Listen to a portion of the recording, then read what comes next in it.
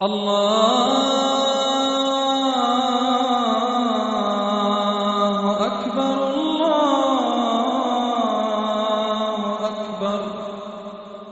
الله أكبر الله أكبر. الحمد لله وكفى والصلاة والسلام على سيد الرسل وخاتم الأنبياء اما بعد.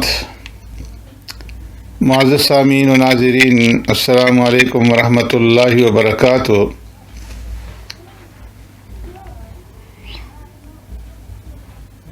آج کی اس مجلس میں مسیلمہ کذاب کا دعوی نبوت اور صحابہ اکرام رضوان اللہ اجمعین کا جہاد کے اس واقعے کا ذکر کروں گا. اسلامی تاریخ میں یہ بات درجہ تواتر کو پہنچی ہوئی ہے کہ مسیلمہ کذاب نے پیارے پیغمبر صلی اللہ علیہ وسلم کی موجودگی میں دعوی نبوت کیا، اور اس کے دعوی نبوت کے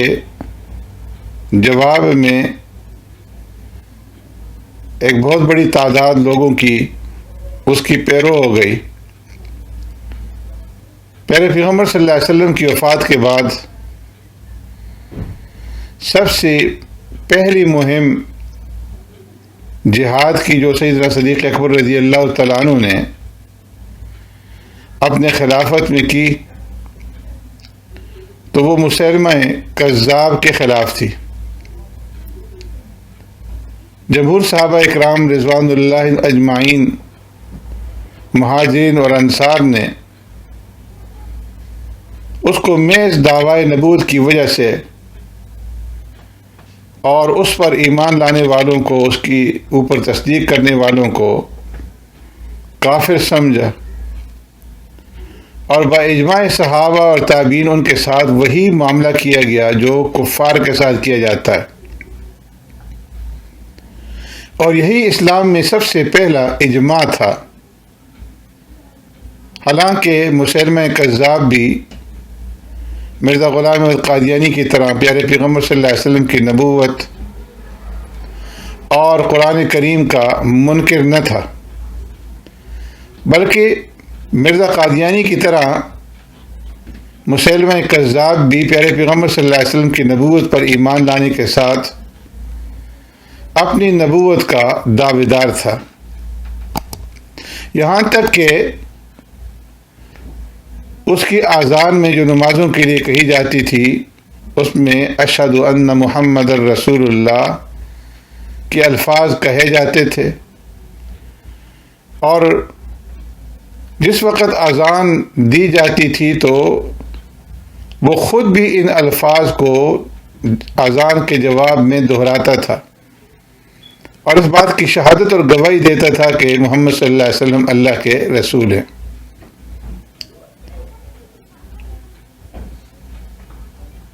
لیکن اس کے باوجود سیدنا صدیق اکبر رضی اللہ تعالیٰ عنہ نے صحابہ اکرام، مہاجرین اور انصار اور تابعین کا ایک عظیم الشان لشکر حضرت خالد بن ولید رضی اللہ تعالیٰ عنہ کی امارت میں مسیلمہ کذاب کے ساتھ جہاد کے لیے یمامہ کی طرف روانہ کیا. امیر المؤمنین سیدنا ابوبکر صدیق رضی اللہ تعالیٰ عنہ نے جو 11 لشکر ترتیب دیے تھے ان میں سے ایک دستہ حضرت اکرمہ بن ابو جہل رضی اللہ تعالیٰ عنہ کی قیادت میں مسیلمہ کذاب کی سرکوبی کے لیے یمامہ روانہ فرمایا، اور ان کی مدد کے لیے حضرت شرجیل بن حسن رضی اللہ تعالیٰ عنہ کو کچھ فوج کے ساتھ ان کے پیچھے روانہ کر دیا تھا. اور حضرت اکرمہ رضی اللہ تعالیٰ عنہ کو حکم دیا تھا کہ جب تک شرجیل رضی اللہ تعالیٰ عنہ تم سے نہ آ ملیں اس وقت تک حملہ نہیں کرنا، مگر حضرت اکرمہ رضی اللہ تعالیٰ عنہ نے جوش جہاد میں حالات کا جائزہ لیے بغیر اور حضرت شرجیل رضی اللہ تعالیٰ عنہ کی لشکر کی آمد سے پہلے ہی مسیلمہ پر حملہ کر دیا، جس کے نتیجے میں حضرت اکرمہ رضی اللہ تعالیٰ عنہ کو شکست ہوئی اور مسیلمہ کا لشکر فتح کے شادیانے بجاتا ہوا واپس چلا گیا۔ حضرت شرجیل رضی اللہ تعالیٰ عنہ کو جب اس شکست کی خبر ملی تو وہ جہاں تھے وہیں پہ ٹھہر گئے اور امیر المؤمنین سیدنا صدیق اکبر رضی اللہ تعالیٰ عنہ کے حکم کا انتظار کرنے لگے۔ امیر المؤمنین سیدنا صدیق اکبر رضی اللہ تعالیٰ عنہ نے حضرت خالد بن ولید رضی اللہ تعالیٰ عنہ کو مسیلمہ کذاب کے خلاف معرکہ آرا ہونے کا حکم دیا اور ایک لشکر ان کے لیے ترتیب دیا جس میں حضرات مہاجرین پر حضرت ابو حذیفہ رضی اللہ تعالیٰ عنہ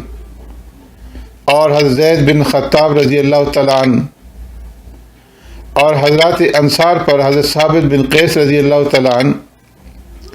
اور حضرت براء بن عازب رضی اللہ تعالیٰ عنہ کو امیر مقرر فرمایا۔ حضرت شرجیل رضی اللہ تعالیٰ عنہ کو حکم دیا کہ وہ حضرت خالد کے لشکر سے آ کر کے مل جائیں۔ چنانچہ حضرت خالد بن ولید رضی اللہ تعالیٰ عنہ نہایت ہی سرعت اور تیزی کے ساتھ مدینہ سے نکل کر کے یمامہ کی طرف روانہ ہوئے، جہاں مسیلمہ کذاب کا 40,000 نفوس پر مشتمل لشکر پڑاؤ ڈالے ہوئے تھا۔ اس جہاد کے اندر مسلمانوں کی کل تعداد 13,000 کے قریب تھی، جن میں بہت سارے اصحاب بدر بھی شریک تھے۔ جب مسیلمہ کو معلوم ہوا کہ خالد اس کی سرکوبی کے لیے مدینہ سے چل پڑے ہیں تو وہ خود بھی اپنے لشکر کے ساتھ وہاں سے نکلا اور اقربا کے مقام پر اس نے پڑاؤ ڈال دیا۔ مسیلمہ کی طرف سے مجاع بن مرارہ ایک الگ لشکر جمع کر کے مسلمانوں کے مقابلے کے لیے نکلا، لیکن اس سے پہلے کہ وہ مسیلمہ کے لشکر سے ملتا، حضرت شرجیل بن حسن رضی اللہ تعالیٰ عنہ سے جو حضرت خالد کے لشکر کے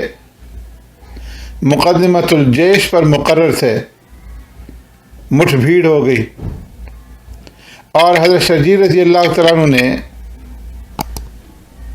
مجاع بن مرارہ کے سارے لشکر کو گاجر اور مولی کی طرح سے کاٹ کر کے رکھ دیا اور مجاع کو زندہ گرفتار کر کے حضرت خالد رضی اللہ تعالیٰ عنہ کے سامنے پیش کیا۔ حضرت خالد بن ولید رضی اللہ تعالیٰ عنہ نے مجاع کو اپنے خیمے کے اندر قید کر دیا۔ اس واقعے کے بعد حضرت خالد رضی اللہ تعالیٰ عنہ نے اقربا کے مقام پر پہنچ کر مسیلمہ کذاب کے لشکر کے سامنے ڈیرے ڈال دیے اور جنگ کی تیاریوں میں مصروف ہو گئے۔ دوسرے دن دونوں لشکر آمنے سامنے صف آرا ہوئے۔ مسیلمہ کا لشکر میں 40,000 اور مسلمان لشکر 13,000 نفوس پر مشتمل تھا۔ حضرت خالد بن ولید رضی اللہ تعالیٰ عنہ نے اتمام حجت کے لیے مسیلمہ اور اس کے لشکر کو دینی حق کی دعوت دی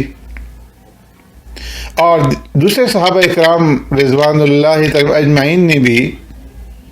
واعظ و نصیحت کرنے کے اندر کوئی کسر نہ چھوڑی، لیکن مسیلمہ اور اس کے لشکر کے اوپر اس دعوت کا اور اس واعظ و نصیحت کا کوئی اثر نہیں ہوا اور جنگ کا آغاز ہوا۔ سب سے پہلے مسیلمہ کے سردار نہار نے لشکر سے نکل کر کے اپنا مد مقابل اور مبارزہ طلب کی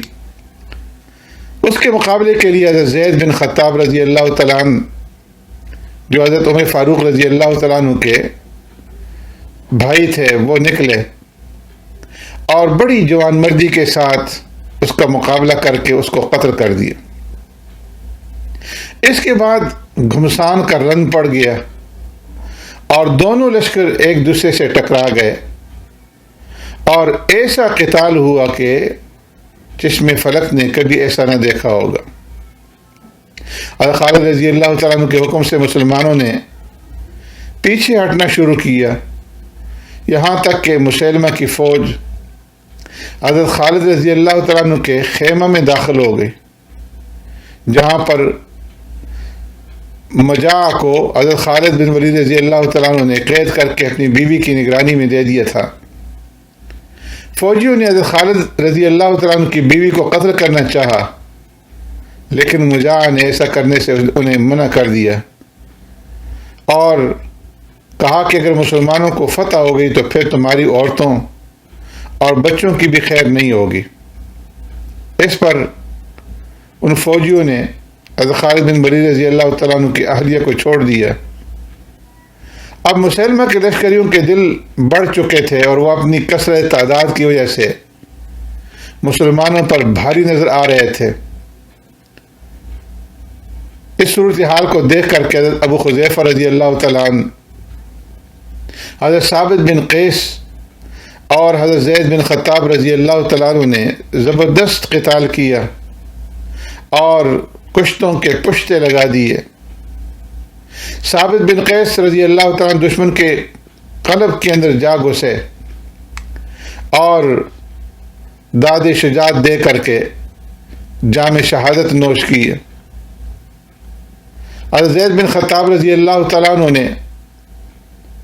مسلمانوں کو مخاطب کر کے کہا، اے ارباب ایمان، میں نے مسلمہ کے سردار نہار کو جہنم واصل کیا ہے، اب یا تو اس جھوٹے نبی کو قتل کروں گا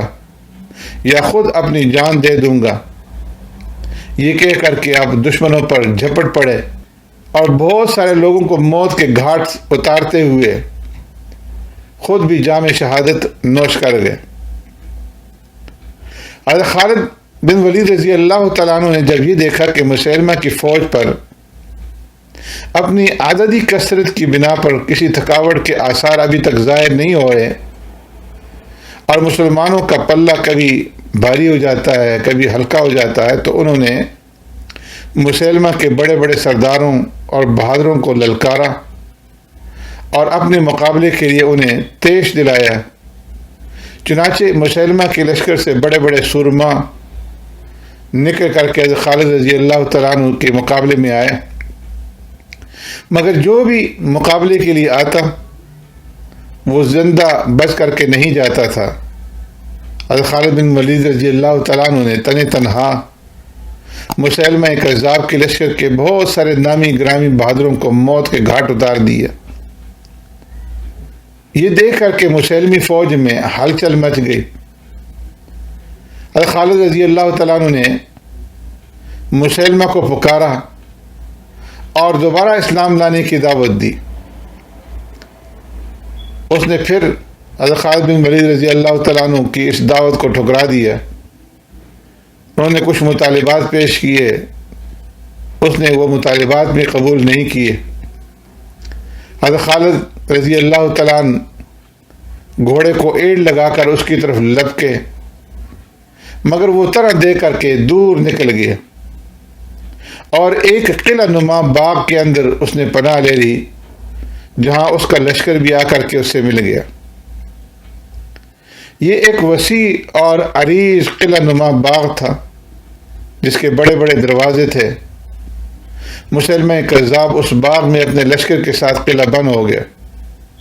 اور دروازے مضبوطی کے ساتھ بند کر دیے۔ اس باغ میں جانے کا کوئی اور راستہ نہیں تھا۔ یہ دیکھ کر کہ حضرت برا بن مالک رضی اللہ تعالیٰ عنہ نے حضرت خالد بن ولید رضی اللہ تعالیٰ عنہ سے عرض کیا کہ یہ لوگ قلعہ بند ہو گئے ہیں، ان کو سستانے کا موقع دیے بغیر ان پر حملہ جاری رکھنا چاہیے۔ اور اس کی ایک ہی ترکیب ہے کہ آپ مجھے دروازے کے قریب لے جا کر کے باغ کے اندر پھینک دیں، میں اندر جا کر کے دروازہ کھول دوں گا۔ حضرت خالد رضی اللہ تعالیٰ نے کہا کہ ہم تمہیں اس طرح دشمن کے ہاتھوں میں نہیں دے سکتے، لیکن حضرت برا بن مالک رضی اللہ تعالیٰ نے بہت اصرار کیا، تو ان کے اصرار پر ان کو دیوار پر کسی طرح سے چڑھا دیا گیا، اور وہ فوراً دیوار سے اندر کود گئے، اور باغ کے دروازے پر کھڑے سینکڑوں لوگوں کے ساتھ انہوں نے لڑتے ہوئے نہایت ہی بہادری کے ساتھ اس دروازے کے اوپر پہنچ کر کے دروازے کو کھولا، اور دروازہ کھلتے ہی حضرت خالد بن ولید رضی اللہ تعالیٰ عنہ اپنے لشکر کے ہمراہ اس باغ کے اندر داخل ہو گئے، اور فوراً دشمنوں کے اوپر ٹوٹ پڑے، اور پھر اس قدر گھمسان کا رن پڑا کہ کسی کو کسی کی خبر نہ رہی، اور مسلمان بھیڑ بکریوں کی طرح سے مسلمہ کذاب کے اس لشکر کو، ان مرتدین کو ذبح کرنے لگے۔ جب مسلمہ کذاب نے مسلمانوں کا اس جوش اور خروش کو دیکھا اور اپنی فوج میں شکست کے آثار دیکھے، تو اپنے خاص دستے کو لے کر کے میدان جنگ میں کود پڑا۔ حضرت حمزہ رضی اللہ تعالیٰ عنہ کے قاتل وحشی نے، جو اب مسلمان ہو چکے تھے اور مسلمانوں کے لشکر کے سپاہی تھے، مسلمہ کذاب کو دیکھ لیا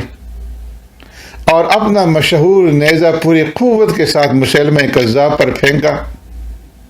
جس کی ایسی کاری ضرب اس کو لگی کہ مسلمہ زمین پر گر گیا۔ قریب ہی ایک انصاری صحابی کھڑے تھے، انہوں نے اس کو تلوار ماری اور سر کاٹ کر کے نیزے پر چڑھا دیا۔ مسلمہ کی مرتے ہی اس کی پوری فوج میں ابتری پھیل گئی، اور مسلمانوں نے بھی بے دریغ ان کو قتل کرنا شروع کر دیا،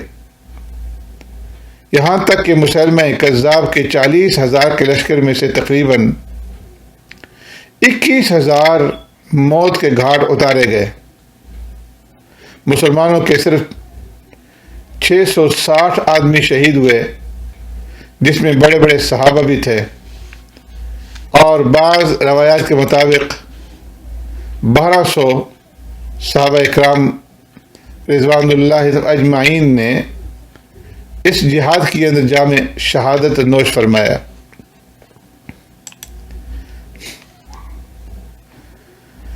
مسلمہ کی موت کے بعد اس کا قبیلہ بنو حنیفہ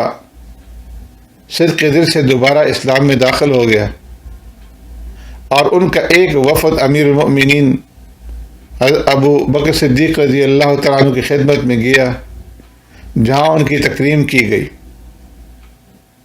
اس معرکہ میں حضرت عمر فاروق رضی اللہ تعالیٰ عنہ کے صاحبزادے حضرت عبداللہ بن عمر رضی اللہ تعالیٰ عنہ بھی شریک تھے۔ جب وہ واپس مدینہ آئے تو حضرت عمر رضی اللہ تعالیٰ عنہ نے ان سے کہا، یہ کیا بات ہے کہ تمہارے چچا زید بن خطاب رضی اللہ تعالیٰ عنہ تو جنگ میں شہید ہو جائیں اور تم زندہ رہو؟ تم زید سے پہلے کیوں نہ شہید ہوئے؟ کیا تمہیں شہادت کا شوق نہیں؟ حضرت عبداللہ بن عمر رضی اللہ تعالیٰ نے عرض کیا کہ ابا جان، چچا محترم اور میں نے حق تعالی شان سے شہادت کی درخواست کی تھی، لیکن اللہ رب العزت نے ان کی دعا کو قبول فرما لیا، اور میں اس سعادت سے محروم رہا، حالانکہ میں نے چچا کی طرح جان کی پرواہ کیے بغیر مرتدین سے جنگ کی تھی۔ ان واقعات سے اندازہ ہوتا ہے کہ صحابہ اکرام رضوان اللہ اجمعین کی کتنی بڑی جماعت اس میدان میں آئی تھی، جنہوں نے ایک مسئلہ ختم نبوت کے انکار کی وجہ سے نہ وقت کی نزاکت کا خیال کیا، اور نہ ہی مسلمانوں کے بے سر و سامانی کا، اور نہ یہ دیکھا کہ مسلمہ کذاب کی جماعت اذان دیتی ہے، نماز ادا کرتی ہے، تلاوت کرتی ہے، اور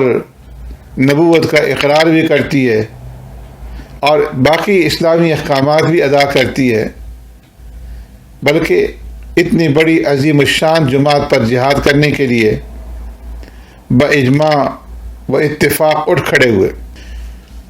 حالانکہ جس وقت مسیلمہ پر جہاد کیا گیا یہ وہ وقت ہے کہ اسلام سخت بے چارگی اور بے سر و سامانی کی حالت میں ہے۔ پیارے پیغمبر صلی اللہ علیہ وسلم کی وفات ہو چکی ہے۔ بیرونی دشمن یہود و نصارہ اور مشرکین جو ہر وقت موقع کے منتظر رہتے تھے اس وقت مسلمانوں کو نگل جانے کی خواب دیکھنے لگے۔ ادھر خود مسلمانوں کے بہت سے قبائل اطراف مدینہ میں مرتد ہو کر کے ان کے ساتھ مل گئے۔ ایک طرف یمامہ میں مسیلمہ کے فتنہ نے ایک طوفان برپا کیا ہوا تھا اور ہر طرف باہمی اختلافات کی بنیاد پڑ گئی۔ اسلام کے جو ذمہ دار ارکان تھے انہیں سخت تشویش تھی۔ اس وقت اگر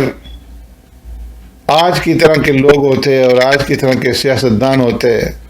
آج کی طرح کے نئی روشنی کے دعوے دار ہوتے تو مشورہ دیتے کہ اس وقت مسلمہ کذاب اور اس کی جماعت کے ساتھ ٹکرانا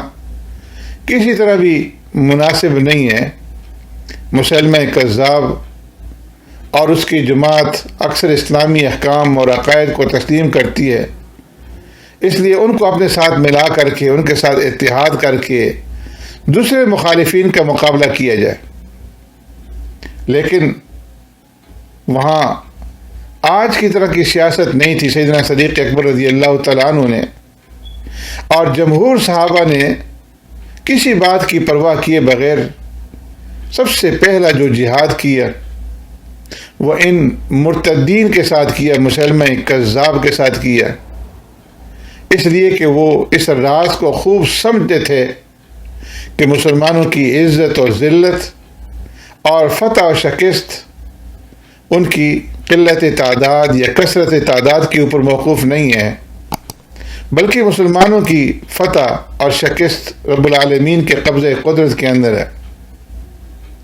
جس نے بدر کے اندر ایک بے سر و سامان اور قلیل جماعت کو ہزاروں کے اوپر فتح اور کامرانی سے نوازا تھا، اس واقعے سے یہ ثابت ہوا کہ کسی سیاسی مصلحت کے بنا پر مسلمان کے مفہوم کو اتنا عام کر دینا کہ اس میں بہت سے کافر بھی داخل ہو جائیں اور اس طرح سے بیرونی مخالفین کے مقابلے میں مسلمانوں کی کثرت اور اتفاق دکھلانا، یہ سنت سلف اور سیاست شریعہ کے خلاف ہے اور ایسی سیاست کا کوئی فائدہ نہیں، ایسے اتحاد اور اتفاق کا کوئی فائدہ نہیں۔ سبحانک اللہم و بحمدک نشہد ان لا الہ الا انت نستغفرک و نتوب الیک۔